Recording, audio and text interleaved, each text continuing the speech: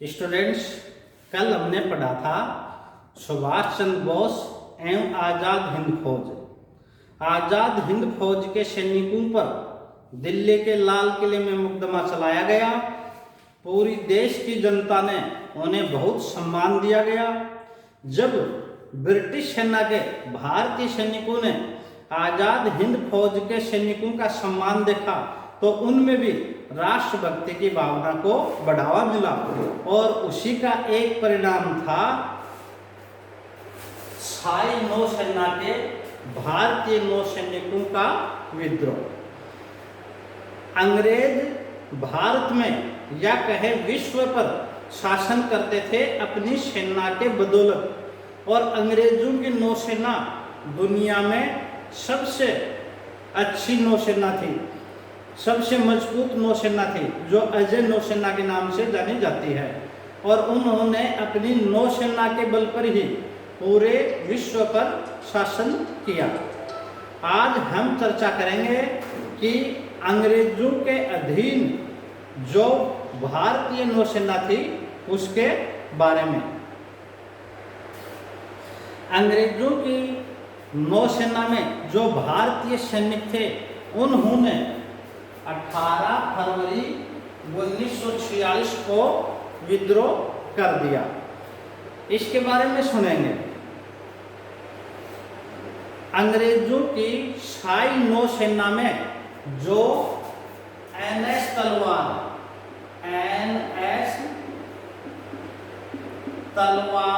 पर गैर कमीशन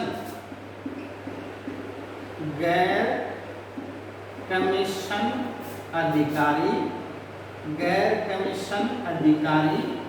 व सैनिकों ने विद्रोह किया।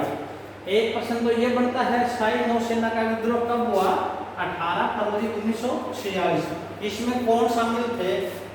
गैर कमीशन अधिकारी और नौसैनिक, ये शामिल थे। दूसरा, ये जो विद्रोह हुआ ये कहाँ हुआ? एनएस तलवार, ये प्रशिक्षण पोत था, ये प्रशिक्षण पोत था। इस जहाज पर विद्रोह किया गया। इस जहाज पर 1100 नौसैनिक थे। 1100 नौसैनिकों ने विद्रोह किया था। विद्रोह के कारण क्या थे? विद्रोह का पहला कारण था नस्लीय भेदभाव। भारतीय सैनिकों के साथ बुरा व्यवहार किया जाता था। और दूसरा था खराब भोजन को लेकर। इन दो शिकायतों को लेकर के किया था, एक तो नस्लीय भेदभाव और खराब भोजन को लेकर। यहाँ इम्पोर्टेंट है, एक नाविक है, नाविक विशिदत्त। इन विशिदत्त ने एनएस तलवार पर लिख दिया, अंग्रेजों भारत छोड़ो, अंग्रेजों भारत छोड़ो। विशिदत्त को गिरफ्तार कर लिया गया और इसके विरोध में सैनिकों ने हड़ताल रख दी गई। जहां 18 फरवरी 1946 को विद्रोह होता है, इसी के समर्थन में 19 फरवरी को कराची के नौसैनिकों ने विद्रोह कर दिया गया। विद्रोहियों ने एक नौसेना केंद्रीय हड़ताल समिति, नौसेना केंद्रीय हड़ताल समिति का गठन किया गया और इसका जो अध्यक्ष है एमएस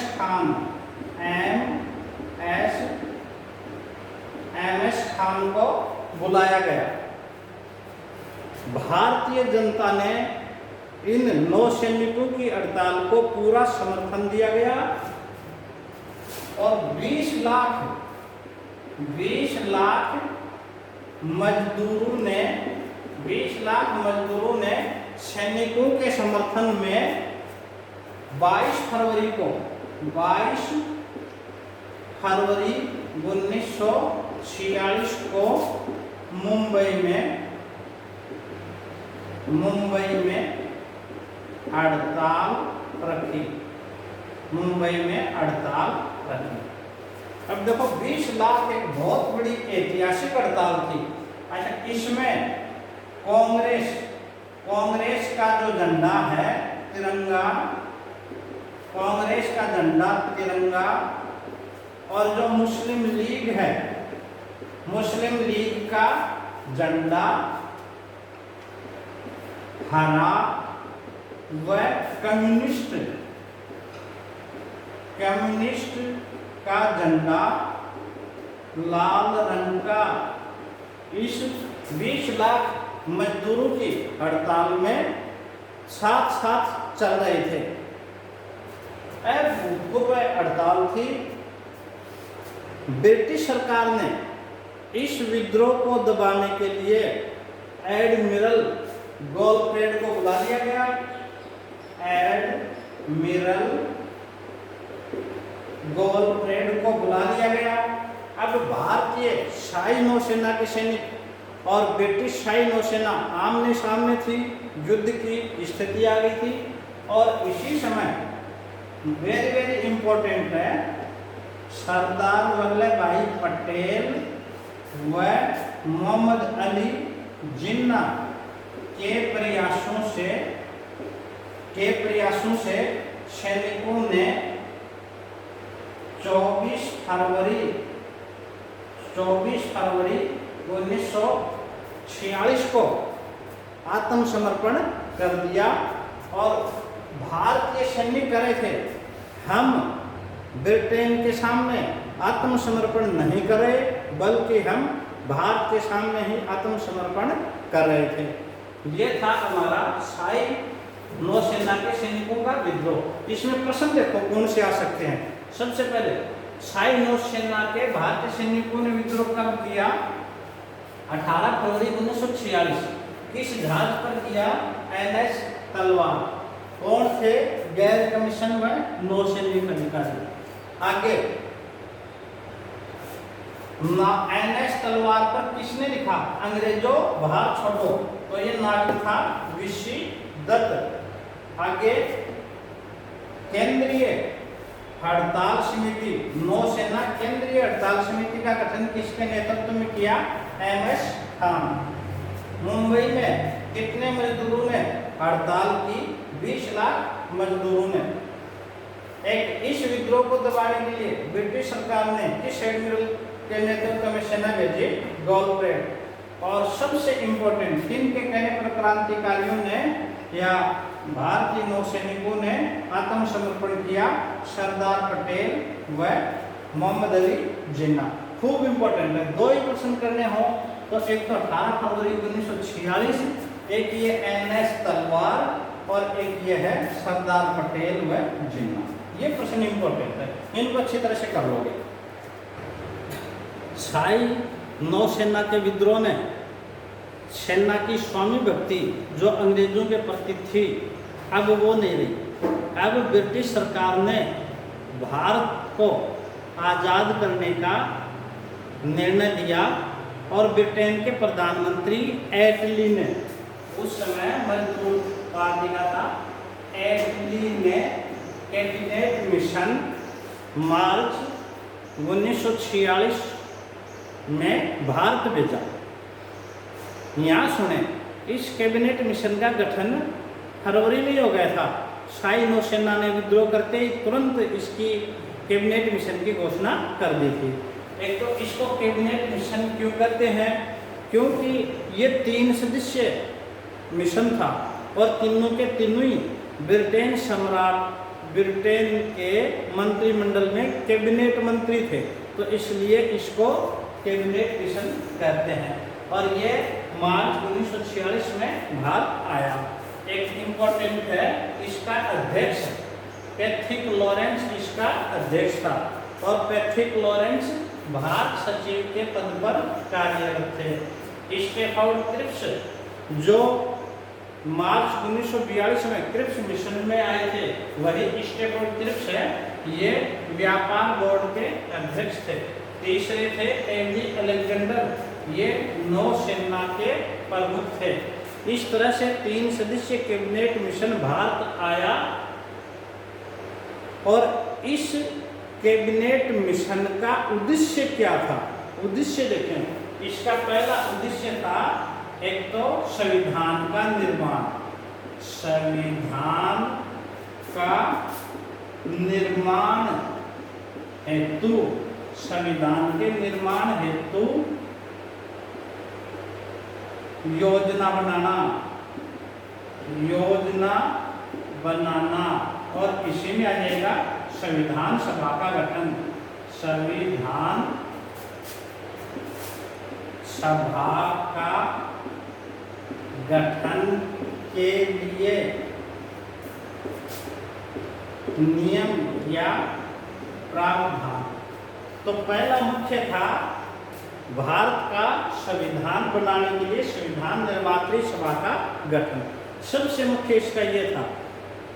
कैबिनेट मिशन भारत आया और संविधान निर्माण के बारे में इन्होंने जो सिफारिश की, इनकी सिफारिशें आई थी 16 मई 1946 को, 16 मई 1946 को, जिसमें संविधान निर्माण से संबंधित प्रावधान किए गए, उन पर हम अभी चर्चा करेंगे।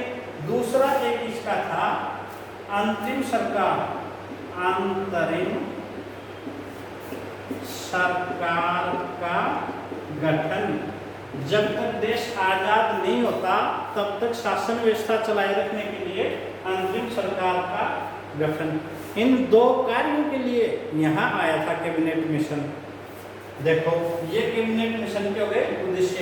कैबिनेट मिशन यहाँ भारत के विभिन्न दलों से मिला और उस समय शिमला में वायसराय वेवेल के सानिध्य में और कैबिनेट मिशन और 3 त्रिस्तरीय सम्मेलन हुआ। त्रिस्तरीय सम्मेलन, ये त्रिस्तरीय सम्मेलन था शिमला। ग्रीष्मकालीन भारत की राजधानी ये था 6 से 11 मई 1946। इसमें कौन कौन उपस्थित थे? इसमें देखो कौन कौन उपस्थित थे। एक तो कांग्रेस की तरफ से थे अबुल कलाम आजाद और पंडित नेहरू। लीग है, लीग की तरफ से कौन थे? लीग की तरफ थे मोहम्मद अली जिन्ना, लियाकत अली, मोहम्मद अली जिन्ना और लियाकत अली। और दूसरा इसमें उपस्थित हो गया था वायसराय व कैबिनेट मिशन के सदस्य। यहाँ चर्चा होने के बाद में फिर कैबिनेट मिशन ने 16 मई 1946 को अपनी रिपोर्ट प्रस्तुत की। कैबिनेट मिशन की सिफारिशों में क्या था, इसका स्क्रीनशॉट ले लें।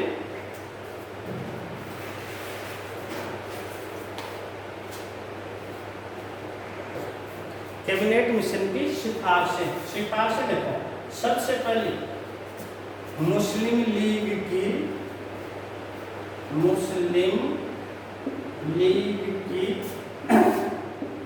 भारत विभाजन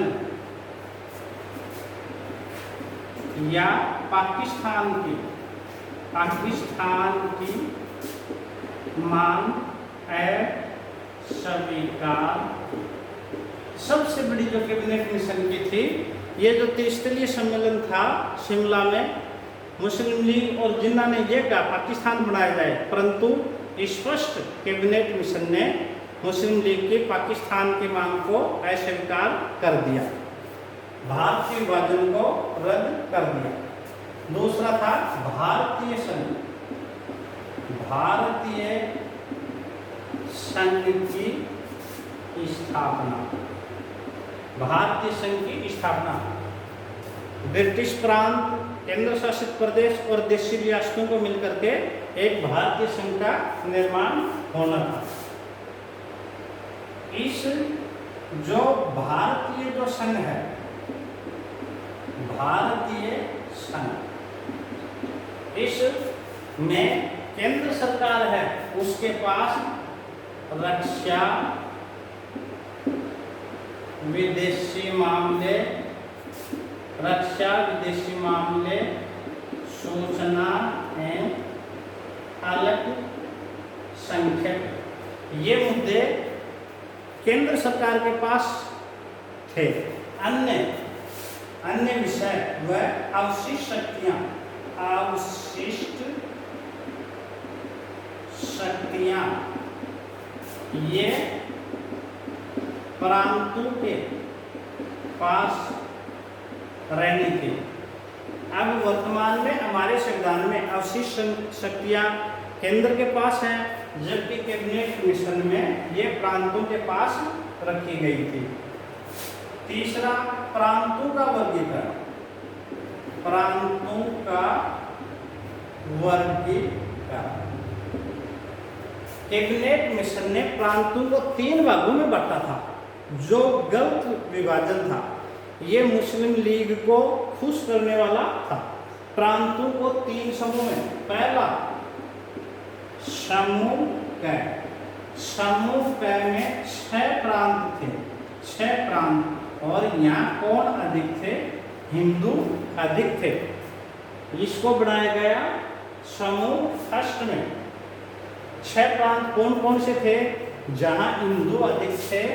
एक तो इस समय का महाराष्ट्र, मुंबई, मद्रास, मध्य प्रांत,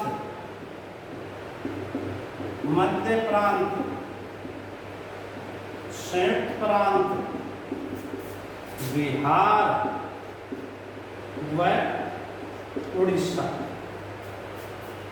1, 2, 3, 4, 5, 6, ये 6 प्रांत थे जहां इनका वर्गीकरण था हिंदू का। दूसरा जो वर्गीकरण था समूह है। समूह है में 3 प्रांत थे, और जहां कौन अधिक थे? मुस्लिम अधिक थे समूह है में। इसमें कौन कौन से थे? पंजाब, मुस्लिम बाहुल्य क्षेत्र, उत्तर पश्चिमी सीमा प्रांत, और तीसरा था सिंध, जहां मुस्लिम अधिक थे। तो ये जो प्रांत मुस्लिम अधिक वाला, और समूह तीसरा, इसमें 2 प्रांत थे समूह में। 2 प्रांत में कौन कौन थे? एक तो बंगाल व दूसरा हो गया असम। यहाँ मुस्लिम अधिक थे, कुछ संख्या में मुस्लिम अधिक थे। तो इस तरह से ये हो गया था कैबिनेट मिशन का प्रांतों का विभाजन, जो अपने आप में विवादित है। इसके अलावा अगला पॉइंट देखो, एक संविधान सभा का निर्माण। संविधान सभा का निर्माण, कैबिनेट मिशन ने संविधान सभा के निर्माण की जो सिफारिश की, उसी के आधार पर भारतीय संविधान सभा का गठन किया गया। ये हम राजनीतिक विज्ञान में संविधान सभा को डिटेल से पढ़ते हैं।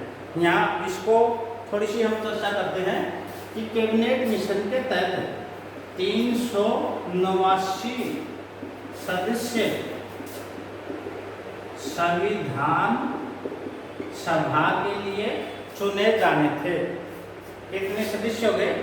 389। इन 389 सदस्य में से 292 ब्रिटिश प्रांतों से चुने जाने थे। 4 थे केंद्र शासित प्रदेश, केंद्र शासित प्रदेशों से, और जो देशी रियासतें थी, देशी रियासतों से चुने जाने थे 93 सदस्य, देशी रियासतों से ये 389 सदस्य चुने जाने थे।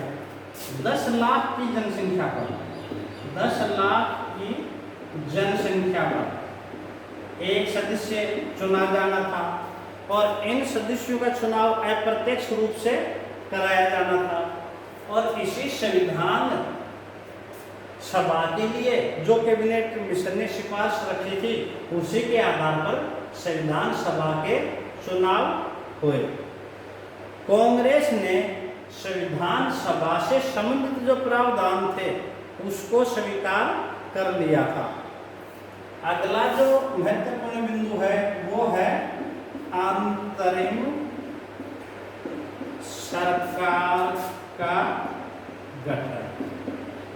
अंतरिम सरकार का गठन, जब तक देश का नया संविधान नहीं बन जाए और देश आजाद नहीं बन जाए संविधान, तब तक सरकार चलाने के लिए एक अंतरिम सरकार का गठन का प्रावधान कैबिनेट मिशन में किया गया।